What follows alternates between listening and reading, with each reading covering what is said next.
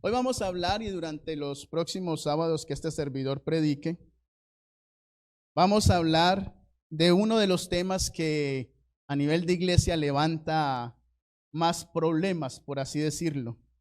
Levanta algún polvo por allí. Y es el tema de la Trinidad.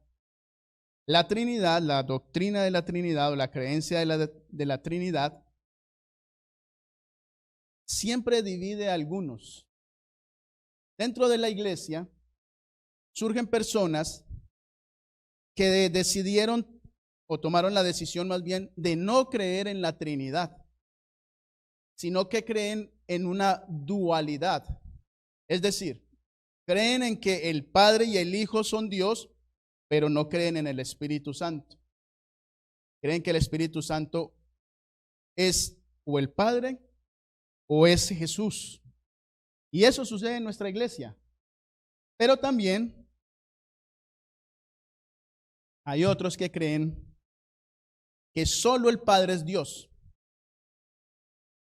y que Jesús no es Dios, sino que Jesús fue el primer ser creado. Por supuesto, no creen en el Espíritu Santo como una persona divina, sino que creen en que el Espíritu Santo es una fuerza activa. Y hay adventistas que han tomado la decisión de creer en una de esas dos posturas. ¿Por qué sucede esto? Porque en la iglesia adventista, si hay algo que tiene la iglesia adventista a diferencia de otras iglesias, es que la iglesia adventista no impone sus creencias y sus doctrinas como sucede en otras iglesias. Y también sucede por falta de información. Muchas veces las personas ven un videíto en YouTube de alguien y ya, voy a usar esta expresión, se comen el cuento de lo que está diciendo esa persona en YouTube. Y no investigan. Entonces sale por allí un pastor que fue famoso, un predicador famoso, y simplemente porque en algún momento fue famoso, pero se fue de la iglesia y comienza a predicar estas cosas, muchos comienzan a creerle, porque a veces creen más en la persona que en el mensaje. Convierten a los predicadores en ídolos, pero se olvidan que lo más importante es lo que predica, no quién lo predica. Y eso sucede en nuestra iglesia, pero la pregunta es, ¿qué será lo que tiene que decir la Biblia al respecto de todo lo que está sucediendo? Este tema lo va a dividir en varias partes, porque es mucho material para cubrir. Y hoy es solo la introducción. El próximo sábado seguiremos abarcando un poco más sobre la divinidad del Hijo, sobre la divinidad del Espíritu Santo, para que nosotros como iglesia de Mesquite, que a la iglesia de Mesquite le gusta estudiar la Biblia, la iglesia de Mesquite tenga bases sólidas para cuando vengan este tipo de ataques a la doctrina. La historia nos cuenta que entre el siglo II y el siglo IV después de Cristo, cuando la iglesia estaba creciendo allí en Roma y en todo lo que era Asia Menor, lo que hoy se conoce como Turquía, todo eso era el Imperio Romano antes, se levantaron dos hombres para atacar la doctrina o la creencia de la Trinidad, que apenas estaba surgiendo en ese momento, no estaba todavía solidificada. Y el primero que se levantó fue un hombre que se llamaba Sabelio. No sé si ustedes han escuchado de Sabelio. Sabelio fue un teólogo de la Iglesia Católica. Recuerden, la Iglesia Católica era la única iglesia que existía en ese tiempo, la Iglesia Romana. Y se levantó Sabelio y comenzó a predicar una teoría que se le conoció como el monarquismo.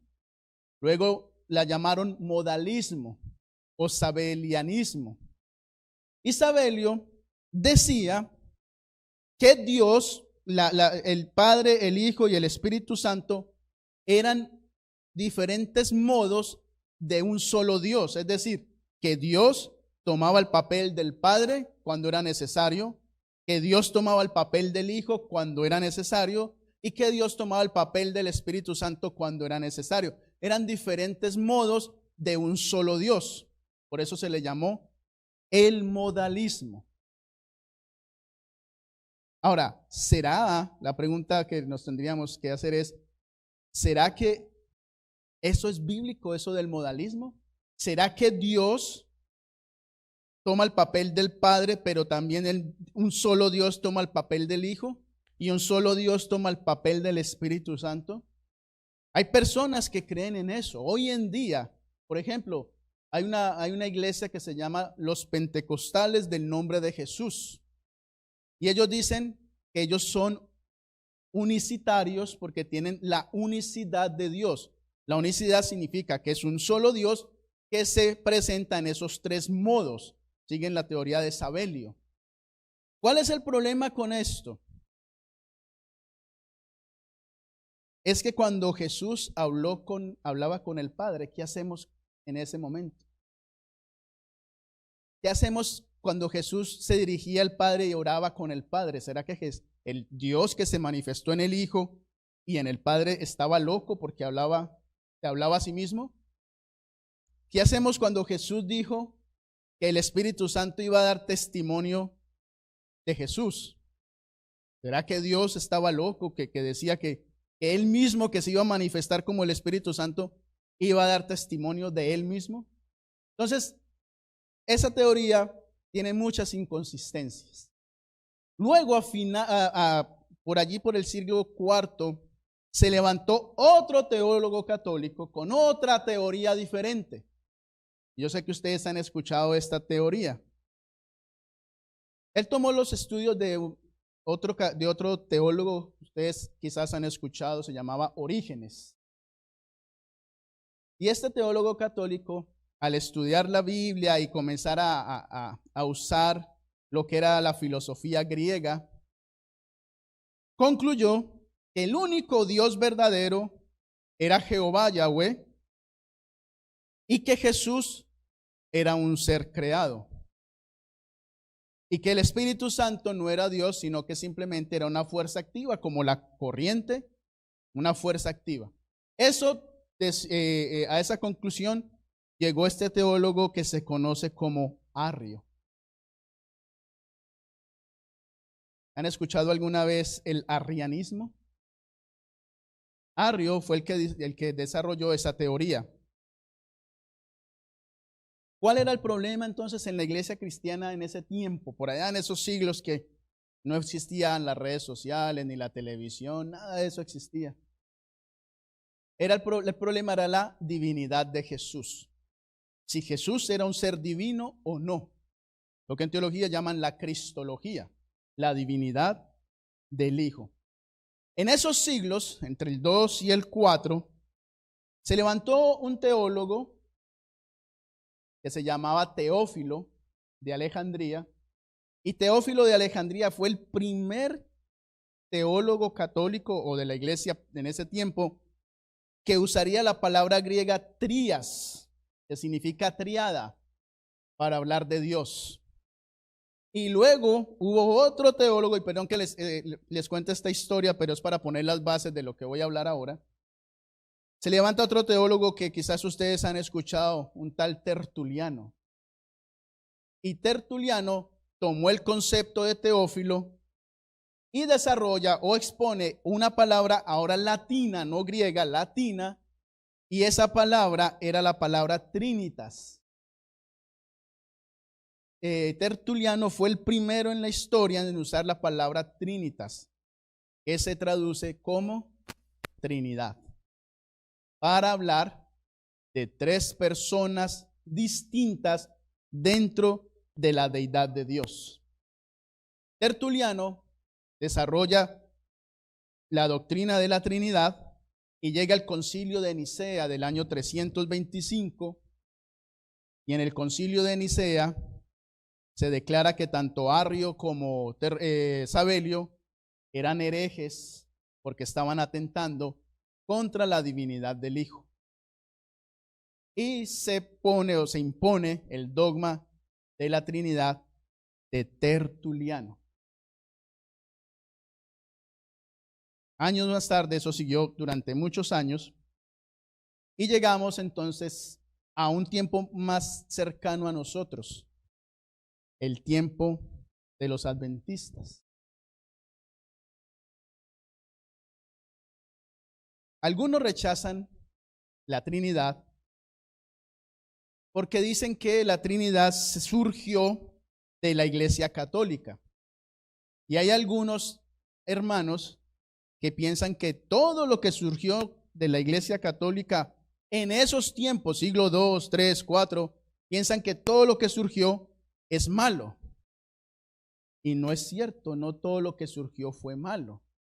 Porque entonces tendríamos que decir que las traducciones de la Biblia son malas, porque ellos lo tradujeron. Tendríamos que decir que todos los rollos que se han encontrado de la Biblia, los manuscritos, son malos porque ellos los encontraron. No todo lo de la iglesia en ese tiempo era malo. Por eso hay que estudiar el desarrollo de la iglesia desde los tiempos apostólicos hasta nuestros días para saber qué era malo y qué no. Pero cuando surge entonces, comienza a surgir la iglesia adventista, y muchos se amparan en esto. Muchos dicen que los pioneros adventistas eran antitrinitarios. Y sí, eran antitrinitarios, pero todo tiene una explicación. Los pioneros eran antitrinitarios básicamente por una razón o dos razones, y ahorita les voy a explicar. Cuando surgió el movimiento millerita, no voy a ir a hacerme toda la historia, el movimiento millerita surgió con un objetivo. ¿Cuál era el objetivo del movimiento millerita? ¿Alguien recuerda cuál era el objetivo de ellos? Predicar que Jesús venía en 1844. Ese era el propósito. A ellos no les interesaba estudiar ni la Trinidad, ni el sábado, ni ninguna doctrina.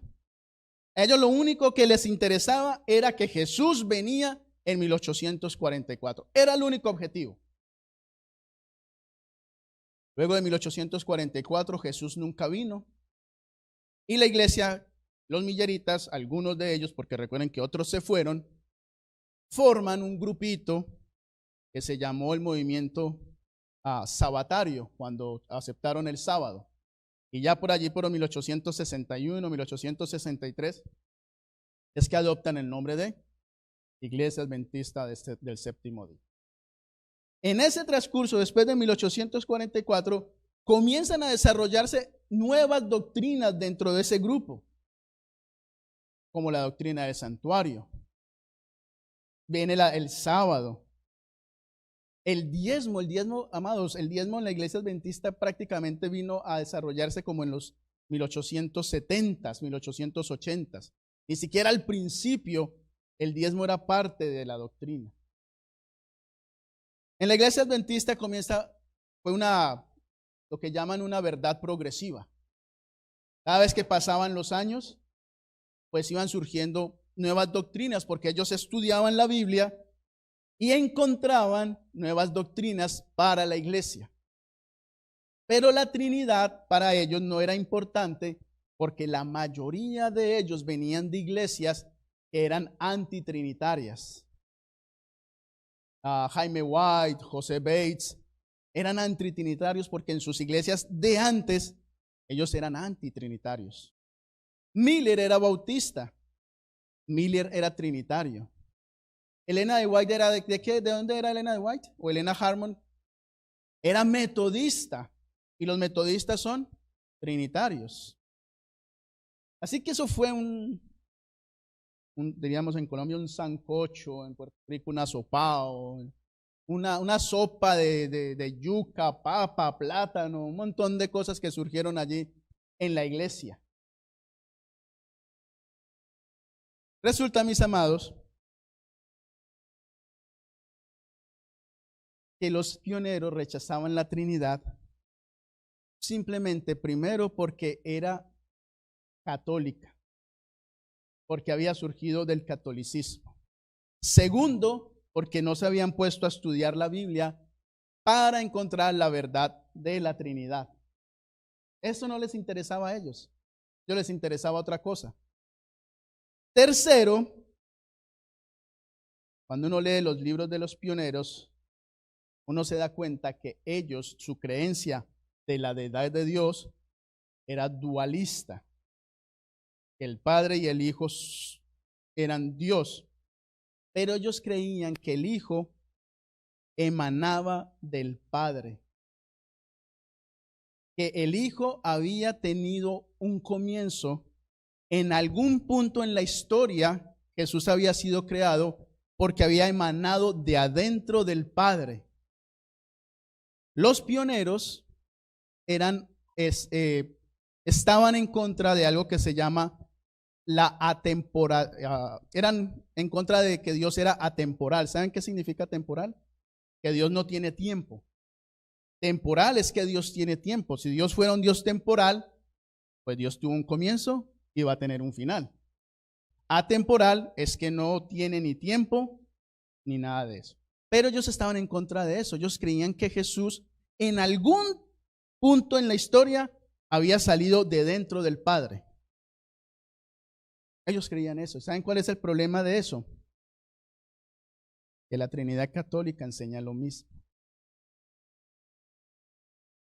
Ellos rechazaban la Trinidad, pero creían igual que los católicos en referencia a la Trinidad, que Jesús había salido en algún punto de adentro del Padre.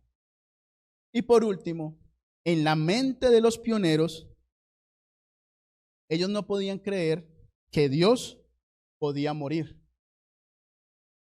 Por eso consideraban que Jesús no era Dios, porque Dios no podía morir y Jesús murió. Pero no habían entendido que al hacerse humano, sí podía morir. Por eso se hizo humano. Dios no puede morir, obviamente, pero al hacerse humano, sí podía morir. Así que todo esto llevó a que los pioneros rechazaran la Trinidad. Lo interesante, mis amados, es que por allí para 1890, Elena de White, ya Jaime había muerto, Urias Smith, otro pionero, que era uno de los grandes teólogos, y A.T. Jones, otro gran teólogo, aceptaron la doctrina de la Trinidad. Después de tantos años, estudiaron y se dieron cuenta de que la Biblia hablaba de tres personas divinas dentro de Dios. Por eso, hay algunos adventistas que dicen, Elena de White no creía en la Trinidad porque el deseo de todas las gentes no lo dice. El deseo de todas las gentes se escribió antes de 1890. Pero cuando usted lee todos los escritos de ella, después de 1890, se va a dar cuenta que ella comenzó a creer en la Trinidad.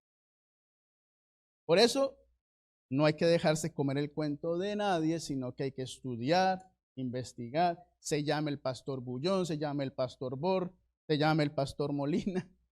Yo no soy tan famoso, ¿verdad? Como ellos, que son muy famosos.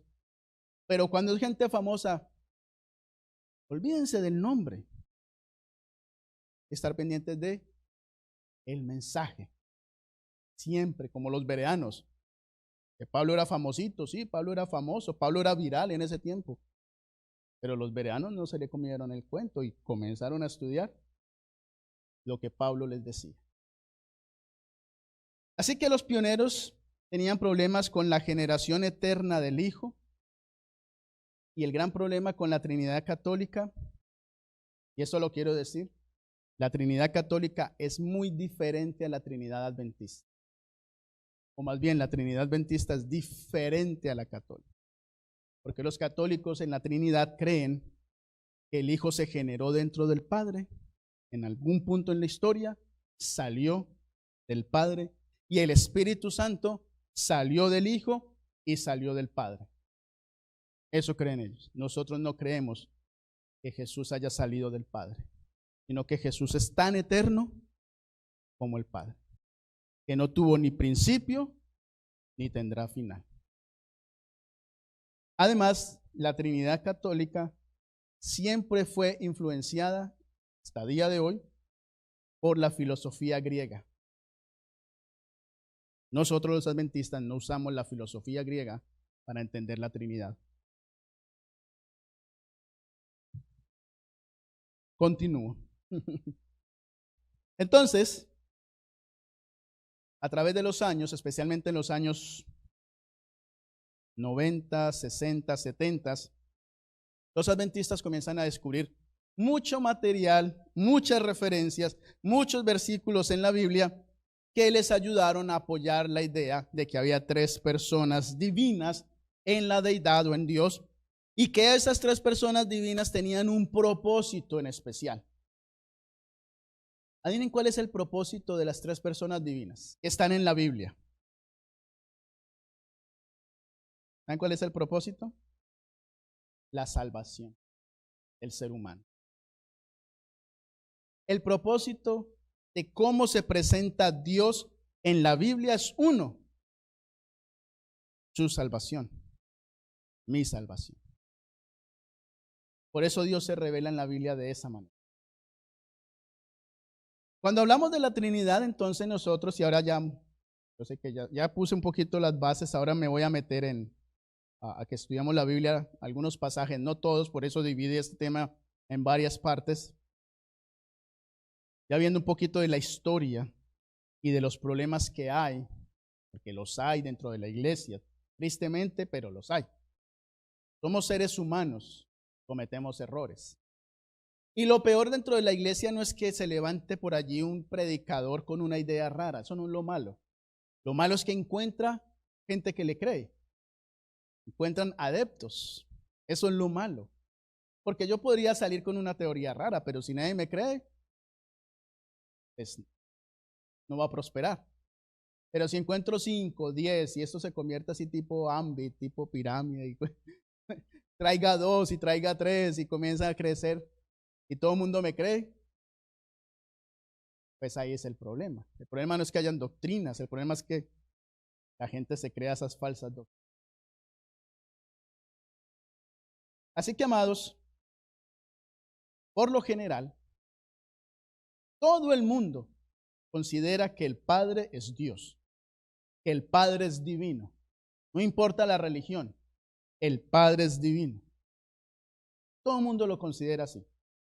El problema siempre es con quién, o con Jesús o con el Espíritu Santo. Los testigos de Jehová, que son los que aceptaron las creencias de Arrio, que los testigos de Jehová son arrianos. Los testigos de Jehová creen que solo Yahweh es Dios y que Jesús fue un ser creado, y traducen la Biblia, la maltraducen para que Jesús aparezca como un ser inferior, y creen, como Arrio, que el Espíritu Santo era una fuerza activa. No creen que el Espíritu Santo era Dios. Así que como el problema es la deidad del Hijo y la deidad del Espíritu Santo, tenemos que entender que para nuestra mente finita, entender lo infinito es imposible. Por más que usted y yo tratemos de entender a Dios, nunca vamos a entenderlo. Eso es lo primero que hay que tener en cuenta. ¿Qué tenemos que entender de Dios? El propósito de Dios para mí. Eso es lo que yo tengo que entender. ¿Cuál es el propósito que tiene Dios para mí? Por eso para este servidor, a mí me parece infructuosos los debates sobre la Trinidad. Uno puede pasarse todo el día peleando, entre comillas, con alguien por la Trinidad, pero ¿de qué sirve pelearse si usted no conoce a ese Dios? No tiene una relación íntima con ese Dios y ni siquiera sabe cuál es el propósito que ese Dios por el cual usted se está peleando, cuál es el propósito que tiene para usted. Es más importante la relación con Dios que toda la teoría de la Trinidad. Porque capaz que cuando vayamos al cielo y nos encontremos con Dios, capaz que ni era Trinidad, ni Sabelio, ni Arrio, va a ser una cosa totalmente diferente a lo que nosotros pensamos. podría pasar. Pero Dios se reveló en la Biblia en 3 personas con un propósito. Y ahorita vamos a ver cuál es el propósito. Cuando nosotros aprendamos y estudiemos a Dios, tenemos que tener en cuenta unas características de Dios que lo diferencian de los dioses falsos. Primero, quisiera ir a todas las citas, pero es que por el tiempo no sé. Dice, voy a leer el Salmo 139, quiero que me acompañen al Salmo 139.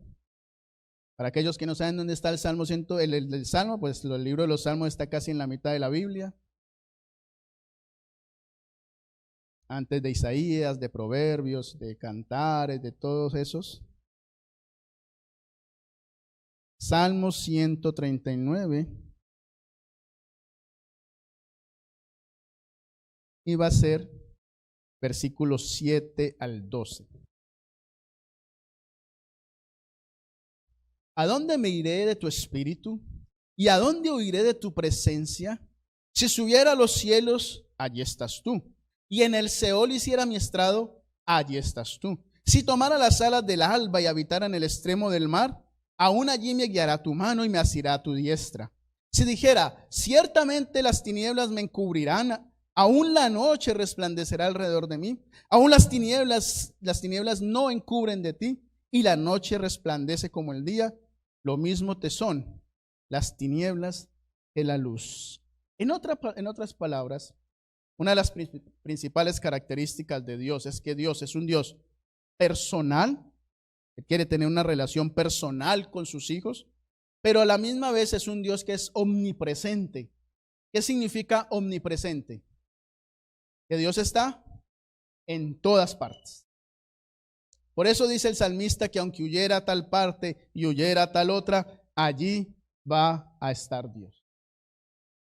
Allí mismo en los versículos 1 al 4 de este mismo salmo.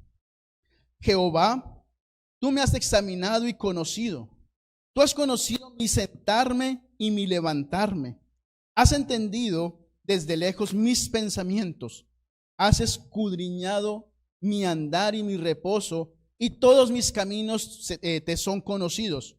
Pues aún no está la palabra en mi lengua, y ya tú, Jehová, la sabes toda. Ahora, ¿qué significa esto? Que Jehová es omnisciente, que Dios todo lo sabe, todo, absolutamente todo. A Dios no lo podemos engañar. Nos podemos engañar nosotros, pero a Dios no lo podemos engañar. Vamos a ir a Mateo capítulo 19. Mateo 19. Mateo es el primer libro del Nuevo Testamento.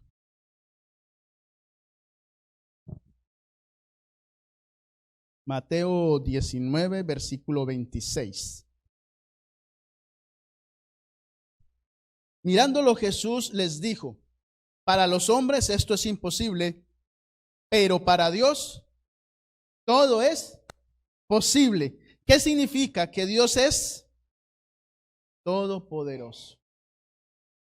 Esas son las características que nosotros tenemos que aprender de Dios para poder entender la Trinidad. Vamos a los salmos nuevamente. Acompáñenme allí a los salmos. Regresemos al Salmo 90, versículo 2. Salmo 92. Antes que nacieran los montes y formaras la tierra y el mundo, desde el siglo y hasta el siglo, tú eres Dios. ¿Qué significa eso? En otras versiones, en inglés, lo dice mejor, porque en inglés dice de eternidad a eternidad, no dice de siglo a siglo. Que Dios es eterno, porque Dios existe desde la eternidad a la eternidad. ¿Y será que la eternidad tiene algún comienzo? No, porque es eterno, ¿verdad? Y eterno es que no tiene ni principio ni fin. Malaquías capítulo 3. Malaquías es el último libro del Antiguo Testamento. uno de los profetas menores. Está antes de Mateo, para aquellos que no saben. Malaquías capítulo 3, versículo 6.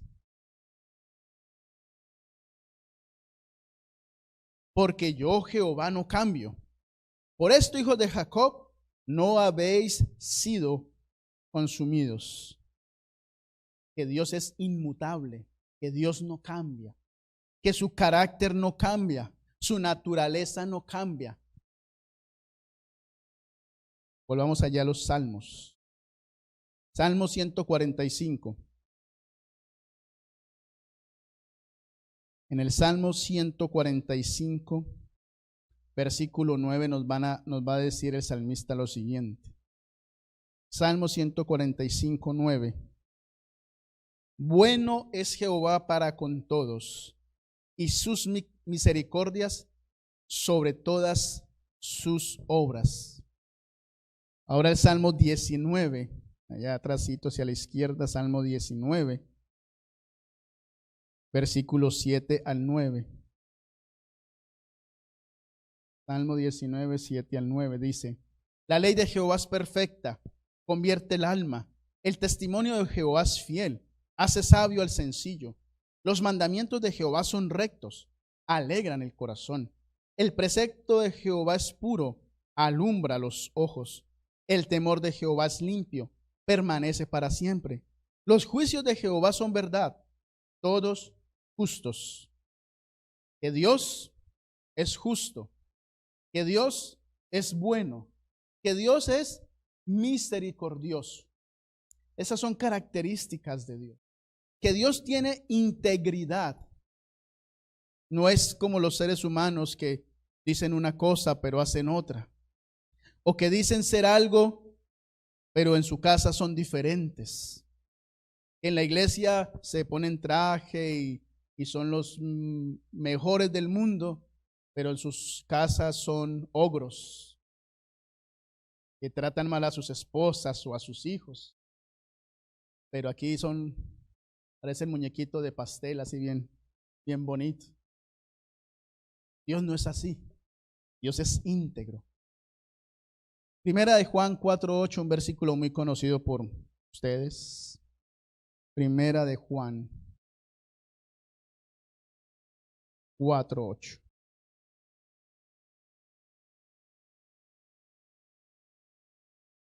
El que no ama no ha conocido a Dios, porque Dios es amor. Dios es amor. Ese amor puro, ese amor que no espera nada a cambio, ese amor que solo se entrega y se entrega por nosotros. Además, en la Biblia, amados, también, hablando de las características de Dios, se usan nombres y títulos para describir a Dios. Y cada título tiene que ver con un atributo de Dios. Recuerden los nombres: Elohim, Yahweh, Adonai, Elión, El Shaddai. Nombres que describen a Dios. En el Nuevo Testamento no se usan esos nombres tanto como en el Antiguo. Pero básicamente aparecen dos títulos, que es Theos y Kurios. Theos significa Dios y Kurios significa Señor. Y en el Antiguo Testamento la palabra Kurios reemplazaba el nombre de Dios, el nombre de Yahweh. Cuando usted lee el Antiguo Testamento en griego, donde aparecía el nombre de Dios, ponen la palabra Kurios. Y lo interesante es que Kurios se usa también para Jesús. Es más, hay un pasaje en Juan capítulo 8, versículo 58. Permítame, yo le leo este pasaje de las características de Dios. En Juan 8, 58 se está hablando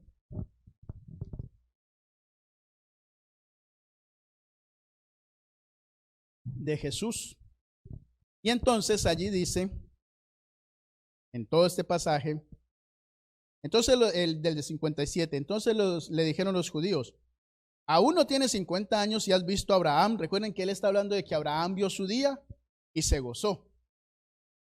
Y Jesús les dice en el versículo 58, de cierto os digo, antes que Abraham fuera, yo soy. ¿Saben de dónde está Jesús citando este pasaje? De Éxodo capítulo 3, cuando Dios habla con Moisés. Y Dios le dice a Moisés, yo soy el que soy. Es decir, que Jesús mismo está diciendo que Él es Yahweh. Un pasaje que en el Antiguo Testamento se aplicaba al Padre, ahora se aplica a Jesús. Lo mismo sucede en Apocalipsis. En Apocalipsis 4:8, y les voy a leer este pasaje también, que es necesario leerlo.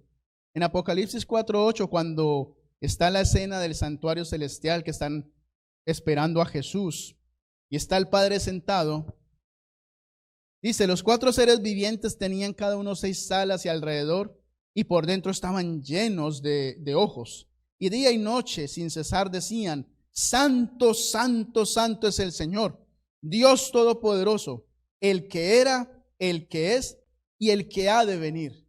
Y eso que se está hablando allí del Padre es tomado de Isaías capítulo 6, versículo 3. Es decir, esos pasajes que se aplican al Padre también se aplican al Hijo. Luego tenemos la carta a los Hebreos. Ya hace como unas 3, 4 lecciones atrás estudiamos el libro de Hebreos en la escuela sabática. Y el libro de Hebreos, cuando uno lee el libro de Hebreos, uno se da cuenta que el autor solo tiene un objetivo, y es demostrar que Jesús es superior a los ángeles, que Jesús es superior al sacerdocio levita o levítico, que Jesús es superior incluso y al santuario, y que Jesús es incluso superior a los sacrificios y las ofrendas. Ese es el objetivo del libro de Hebreos. Y entonces, uno abre el libro de Hebreos, quiero que me acompañen al capítulo 1, porque recuerden que el problema es la divinidad de Jesús, no tanto la del Padre.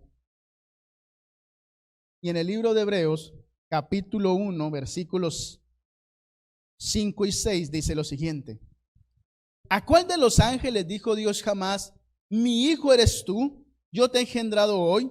Ni tampoco yo seré un padre para él, y él será un hijo para mí. Y otra vez, cuando introduce al primogénito en el mundo, dice, adórenlo todos los ángeles de Dios. ¿Quién es el único que merece adoración? Dios. Si uno adora a algo o a alguien que no es Dios, ¿qué está haciendo? Idolatría. Pero es el mismo Dios el que está diciendo, adoren al Hijo. En otras palabras, el Hijo también es Dios. Versículo, ahí mismo, el 7 y el 8.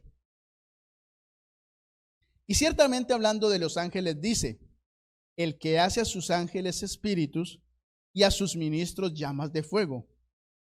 Pero del Hijo dice, tu trono, Dios, por los siglos de los siglos, cetro de equidad es el cetro de tu reino. El mismo autor de Hebreos está diciendo que Jesús es Dios y que tiene trono como el Padre, que se sienta en el trono junto con el Padre. Además, si no quiero hacerlo tan largo, el título Teos, que significa Dios o se traduce como Dios, se aplica a Jesús en muchos pasajes del Nuevo Testamento. Y les voy a dar los pasajes para los que los quieren escribir. En Juan 1:1, en el principio era el verbo, y el verbo era con Dios, y el verbo estaba con Dios, con Dios, y el verbo era Dios. Lo mismo sucede en Juan 20:28, cuando Tomás, creo que fue, le ve a Dios y a Jesús y le toca y le dice, Dios mío y Señor mío. Se aplica teos a Jesús. En Romanos 9:5, en Tito 2:13 y en segunda de Pedro 1:1 se utiliza Dios para Jesús. Ahora allí mismo en el libro de Hebreos, ahí que no nos hemos ido, para los versículos 10 al 12 del capítulo 1, aquí el escritor de Hebreos cita el Salmo 102. Cuando uno lee el Salmo 102, no lo vamos a leer obviamente, pero lo puede hacer en su casa. El Salmo 102 es una oración que se dirige a Jehová, a Yahweh. Ahora observen lo que hace el autor de Hebreos con ese salmo para aplicarlo a Jesús. 10 al 12. También dice, tú, Señor, en el principio fundaste la tierra y los cielos son obra de tus manos. Ellos perecerán, mas tú permaneces. Todos ellos envejecerán como una vestidura, como vestido los envolverás y serán mudados, pero tú eres el mismo y tus años no acabarán. El autor de Hebreos está diciendo que del que está hablando es Jesús. O sea que para el autor de Hebreos, que muchos creen que fue Pablo, Jesús es Dios.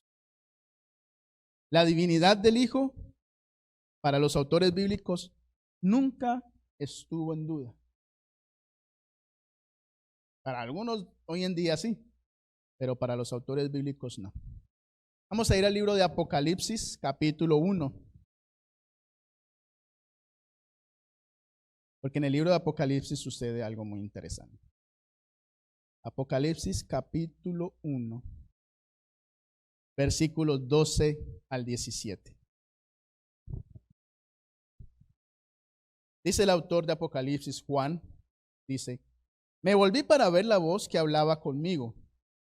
Y vuelto, vi 7 candelabros de oro, y en medio de los 7 candelabros a uno semejante al Hijo del Hombre, vestido de una ropa que llegaba hasta los pies y tenía el pecho ceñido con un cinto de oro.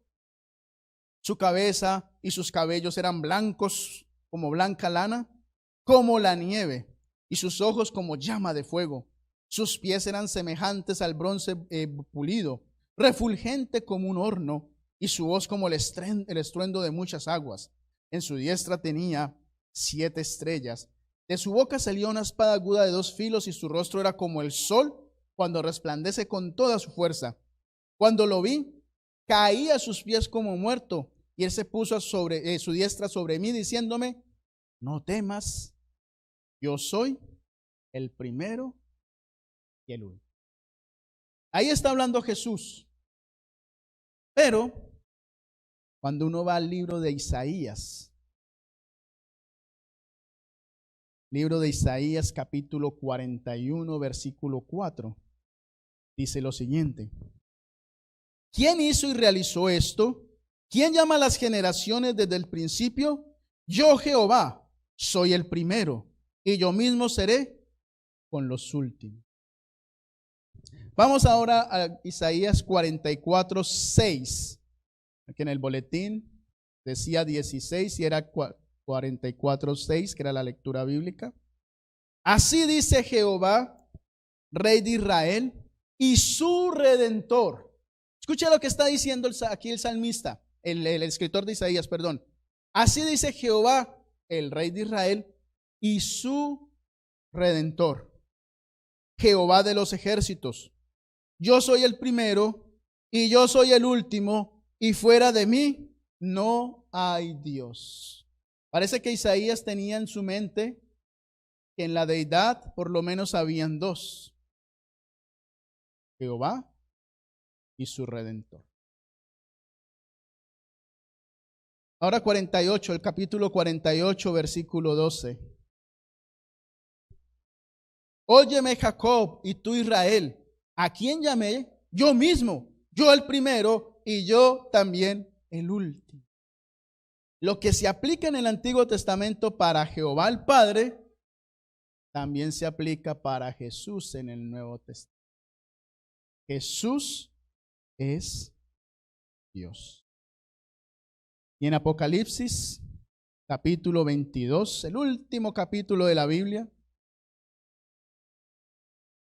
Apocalipsis capítulo 22, versículos 1 al 3 dice, Después me mostró un río limpio de agua de vida, resplandeciente como cristal, que fluía del trono de Dios y del Cordero. En medio de la calle de la ciudad y a uno y al otro lado del río estaba el árbol de la vida, que produce 12 frutos, dando cada mes su fruto, y las hojas del árbol eran para la sanidad de las naciones. Y no habrá más maldición. El trono de Dios y del Cordero estará en ella, sus siervos los servirán. ¿Cómo es que el Cordero, que es Jesús, puede estar en el trono si no fuera Dios? Porque Jesús también es Dios. Luego, despuesito, el próximo sábado, hablaremos un poquito más de Juan capítulo 1, versículo 1. Hay mucho debate con eso. En Juan 8, 58 al 59, acusan a Jesús, no voy a ir a leerlos por el tiempo, pero acusan a Jesús de blasfemia por hacerse igual a Dios. En Juan 1, 18, en Juan 6, 35, versículos 51, 54, en Juan 8, 12. Juan es uno de los que más habla de que Jesús es Dios. En Juan 17. Pero pues no quiero seguir por el tiempo. ¿Qué diremos del Espíritu Santo? ¿Es el Espíritu Santo Dios también? Resulta, mis amados, una historia conocida por ustedes. Allí en Hechos capítulo 5, versículo 3 al 4, aparecen una pareja. ¿Recuerdan el nombre de la pareja? Ananías y Zafira. Y ellos hacen algo que les trajo una maldición. ¿Qué hicieron ellos? ¿Alguien recuerda? Mintieron. ¿A quién le mintieron ellos? Pedro dijo que ellos habían mentido al Espíritu Santo. Si el Espíritu Santo es una fuerza activa como la electricidad, ¿cómo es que se le puede mentir al Espíritu Santo? ¿A quién se le mienten? A personas racionales, a personas que piensan. Y el Espíritu Santo dice, Pedro, que esta gente le mintió al Espíritu Santo, le mintió a Dios.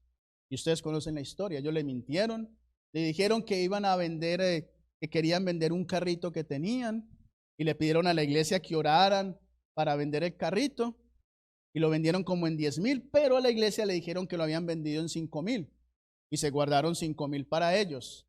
Cuando el propósito era que si Dios escuchaba la oración y vendían el carrito, ellos iban a dar todo el dinero por el cual se vendió el carrito. Pero como lo lograron vender, pues se guardaron una platica, y entonces eso les trajo una maldición y salieron de la iglesia con los pies por delante. Eso le pasó a Ananías. Le mintieron al Espíritu Santo. Luego dice Pablo en Efesios capítulo 4, versículo 30 lo siguiente. Efesios 4:30 dice: y no entristezcáis al Espíritu Santo de Dios, con el cual fuisteis sellados para el día de la redención. Pregunto, ¿cómo una fuerza activa se puede entristecer? Pero allí Pablo está diciendo que no pongan triste al Espíritu Santo. Así que el Espíritu Santo es una persona. No vamos a hablar más del Espíritu Santo, lo dejaremos para otro tema. Pero luego entonces tenemos Mateo 28, 19. Está la fórmula bautismal en el nombre del Padre, del Hijo, del Espíritu Santo. Tenemos la escena cuando Jesús se bautizó en Mateo 3, en donde se vio al Padre, donde estaba hablando el Padre, estaba el Hijo y el Espíritu Santo que descendió como en forma, no es que fuera una paloma, no, en forma de paloma. Es decir, el autor Mateo y los que estaban allí vieron el Espíritu Santo como con alas, decía un ave. Eso es importante saberlo, porque en Génesis se dice que el Espíritu Santo volaba como si fuera un ave sobre las aguas.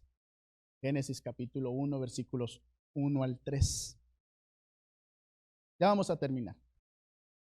Quiero hablar de un pasaje que entra en el debate y ya con eso voy terminando. Dice Deuteronomio capítulo 6, versículo 4 lo siguiente. Deuteronomio es el quinto libro de la Biblia. No hay pérdida, o sea, está antes de Josué. Si usted se pasó a Josué, regrese a la izquierda y está Deuteronomio. Resulta que en Deuteronomio capítulo 6 hay un pasaje que se utiliza en todos los servicios de las sinagogas. Cuando llega la introducción en la sinagoga, se usa este pasaje siempre para dar apertura al servicio en la sinagoga. Y es el versículo 4 donde dice: Oye Israel, Jehová nuestro Dios, Jehová uno es. Eso se conoce como la Shema. Y ese pasaje se ha usado para decir que Dios es uno, por lo tanto no hay Trinidad allí. Pero, siempre, ¿verdad? Hay un pero.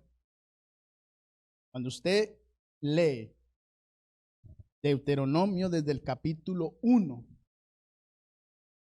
usted se va a dar cuenta que Israel iba a entrar a la tierra prometida. Se iba a enfrentar a las naciones paganas. Y todas las naciones paganas tenían dioses paganos. Y entonces Moisés le dice al pueblo: recuerden que el que los sacó a ustedes de Egipto fue Jehová Dios. Pues recuerden que ellos ya habían hecho el becerro de oro y habían dicho: este es el Dios que nos sacó de tierra de Egipto, al becerro. Ya tenían un antecedente. O sea, ellos ya venían con sus mañas de Egipto. Y entonces Moisés les dice: cuando entren en la tierra, tengan cuidado. No vayan a ser idólatras. No se contaminen de la idolatría, porque Dios los escogió para que ustedes fueran luz a esas naciones paganas, para que ustedes a las naciones paganas le predicaran de Yahweh, no para aceptar a los paganos, sino para que predicaran del Dios verdadero. Cuando llegamos a Deuteronomio 6, desde el 5, Moisés le dice: estos son los mandamientos que Dios les dio, y les recuerda los mandamientos para precisamente evitar la idolatría. Y cuando llegamos al 6, es que viene la declaración: Jehová es uno, pero no en términos de cantidad, sino en términos de único, que no hay otro, que ese Dios Jehová es particular, que en toda esa tierra no había otro Dios como él. Y a ese único Dios ellos tenían que adorar. Moisés nunca está hablando en términos de cantidad, nunca está hablando de Trinidad, está hablando de que ese Dios fue el Dios que los sacó a ellos de tierra de Egipto. Y a ese Dios, a Yahweh Elohim, es el que tenían que adorar. Pero resulta que Moisés hace algo muy interesante. Nuestro amigo Moisés tenía dos palabras hebreas para hablar de ese único Dios.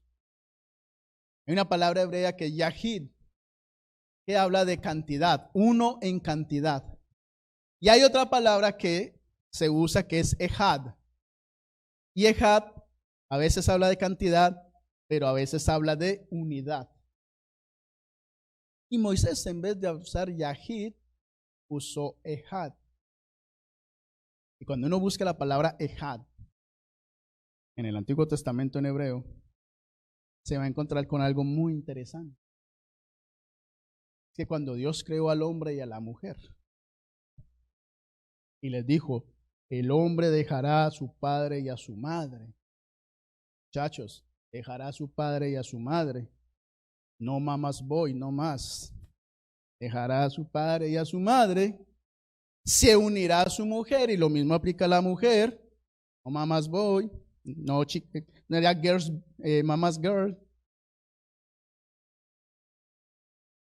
Serán una sola carne. Y la palabra que él usa ahí, una, es la palabra ejad. Está diciendo que dos seres diferentes, que no se conocen, bueno, que se conocen, pero que tienen sus cosas, su personalidad, sus maletas, sus traumas, todo lo que eso conlleva, cuando se unen, van a ser uno solo. En términos de unidad. En términos de unidad.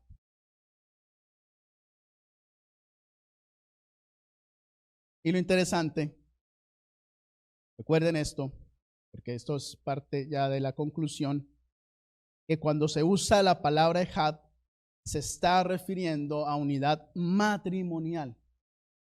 Hoy en día la gente, incluso algunos cristianos, ya no creen en el matrimonio. Pero Dios fundó el matrimonio.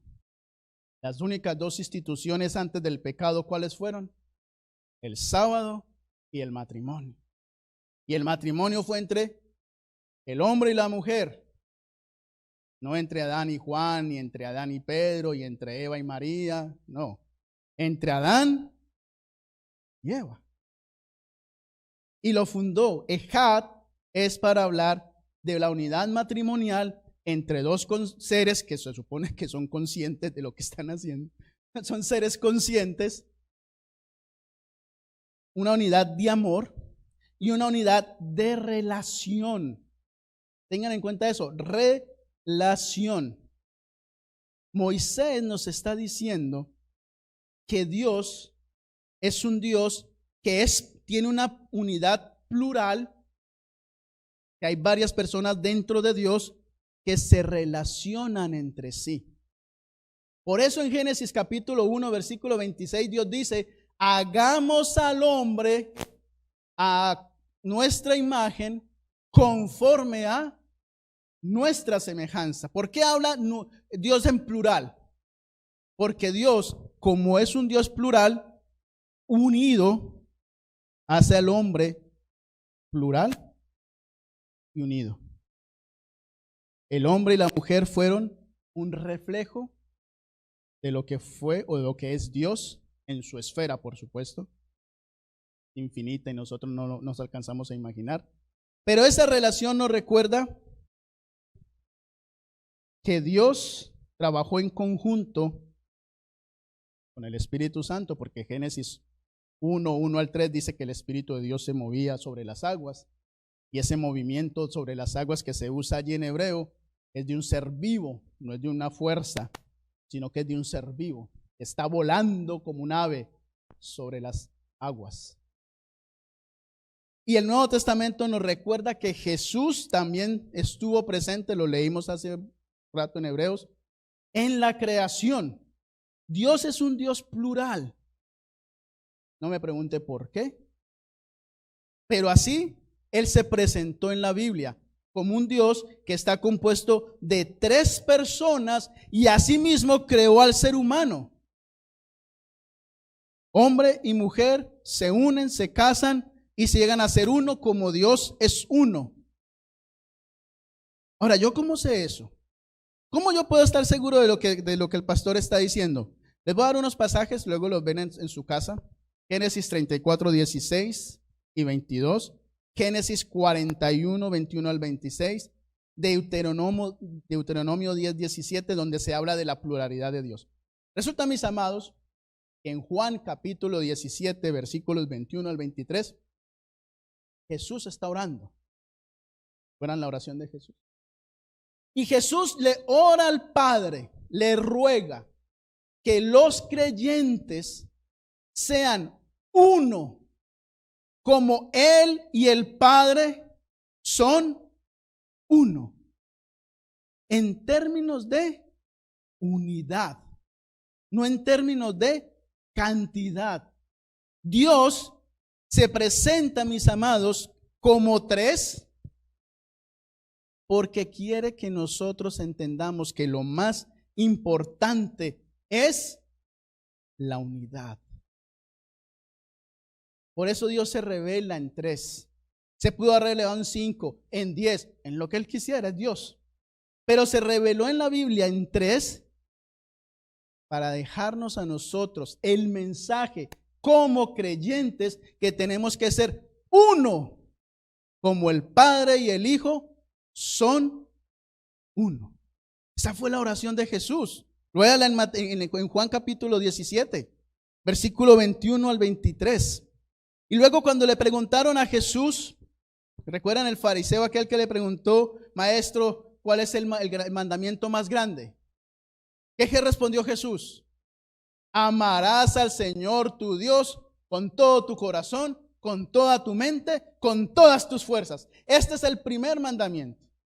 Pero, dice Jesús metió el pero. El segundo es semejante. Amarás a tu prójimo como a ti mismo. De esto penden la ley y los profetas. ¿Qué significa? Que si yo amo a Dios, si se supone que yo amo a Dios porque Dios es amor y yo amo a Dios, yo tengo que amar a mi prójimo, porque con mi prójimo yo tengo que ser uno. Con el creyente, con el que usted tiene sentado al lado, usted está llamado a ser uno en unidad, porque Cristo es la cabeza y la iglesia es el cuerpo. Porque Pablo dijo, mujeres, esposas, sométanse a sus maridos, pero luego dijo, maridos, amen a sus mujeres como Cristo amó a la iglesia o ama a la iglesia, en términos de unidad. Una unidad basada en el amor, una unidad basada en el respeto, porque cuando usted ama, hay respeto. Cuando usted ama, busca lo mejor de la persona.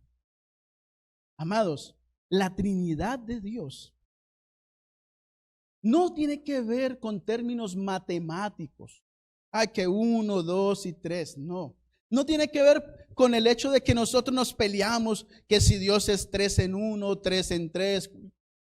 Dios, el único propósito que tuvo al presentarse, al revelarse en la Biblia como 3, el propósito era unidad.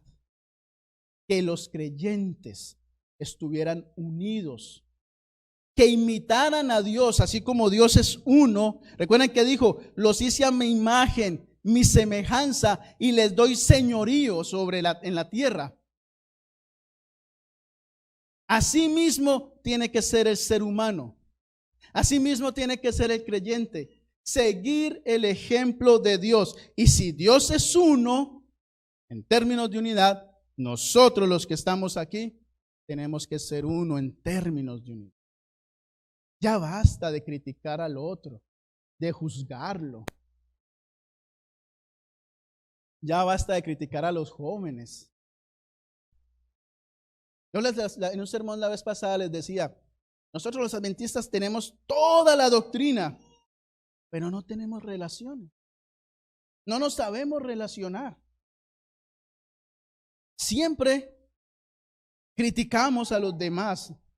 La gente de la iglesia adventista no se va por la doctrina, se va es por la falta de relaciones, de amor, de aceptación, de llegar a una iglesia y lo primero que le hacen es mirarlo de arriba abajo, ni lo saludan. Oh, que esta mujer es divorciada. No la dejemos entrar porque me quita el marido.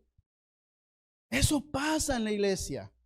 Pero Dios no quiere que eso suceda. Dios quiere que nos amemos. Que nuestra iglesia esté fundada en una unidad de amor. Porque cuando Él se presentó a Israel, siendo 3 en 1, Él se presenta como un esposo a Israel. Israel era su esposa. Ese es el mejor ejemplo que Dios nos dejó en la Biblia. Ser unidos. Y yo entiendo. Somos seres humanos, somos imperfectos. Pero para eso está el ejemplo en la Biblia. Y para eso está la relación con Dios, de seguir mejorando cada día, de buscarlo cada día. Los seres divinos, Padre, Hijo y Espíritu Santo, ellos se escuchan entre ellos. Por eso Jesús le oraba a Dios. Ellos se respetan, se honran entre ellos. Es más, Jesús siempre le honraba al Padre. Jesús nunca buscó su propia honra. Y cuando Jesús dijo que el Espíritu Santo iba a venir, iba a dar testimonio de Jesús. El Espíritu Santo no iba a buscar su propia honra, iba a honrar a Jesús. Amados, al principio decíamos que Dios se revela en la Biblia. ¿Cómo se revela? Desde Génesis hasta Apocalipsis, con el objetivo, con la misión de la salvación del ser humano. Ese es el único propósito. Salvación. Pero la salvación del ser humano incluye la unidad de la iglesia. Que yo ame a mi prójimo. Que yo esté unido a mi prójimo. Que yo ame al creyente. Que yo ame al hermano o a la hermana que está al lado. Por más feo que me mire, tengo que amar. Recuerden que yo se los dije una vez, hay personas que no es que miren feo, es que ya son así. No se puede hacer nada. Pero hay que amar. Hay que estar unidos. El Padre obra la glorificación. El Hijo la justificación. El Espíritu Santo la santificación. Unidos todos por nuestra salvación. Yo quiero hacerle llamado esta mañana a la iglesia de Mesquite y a los que nos están escuchando a través de nuestras redes sociales. Tomemos el ejemplo de la Trinidad y seamos unidos. Este año 2023 la iglesia de Mesquite sea una iglesia unida. Que nadie se critique, que nadie se diga palabras que duelan, sino que nos amemos. Yo agradezco en nombre mío, de mi esposa, lo voy a hacer personalmente porque no quiero nombrar en la iglesia, pero a todas las personas que estuvieron pendientes de nosotros durante la enfermedad. Le doy las gracias a todos los que llamaron, a los que nos dieron comida, a los que siempre estuvieron ahí. Incluso decían, vamos a ir a su casa y le dejamos allá afuera, y yo con temor de que no se fueran a infectar, porque pues es después de que 2, 3 años es la primera vez que nos daba, así que no sabíamos cómo se iba a comportar. Pero gracias. Pero amados, que no sea solo porque es el pastor, les cae bien, sonríe mucho, no que sea con todos los de la iglesia, que todos nos amemos entre. Termino. El propósito de la Trinidad es mostrarnos a nosotros cómo es el carácter de Dios, cuál es el propósito de Dios, cuál es la misión de Dios. Y que nosotros, como creyentes, como miembros de iglesia, estamos llamados, obligados a imitar ese modelo de la Trinidad en nuestra vida. Estamos llamados a imitar el carácter de Dios y tener una unidad basada en el amor. A eso es que nosotros, los creyentes, estamos llamados. Queridos amados, hermanos y mis hermanas, este año, Iglesia de Mesquite pueda parecer. Que Dios les bendiga.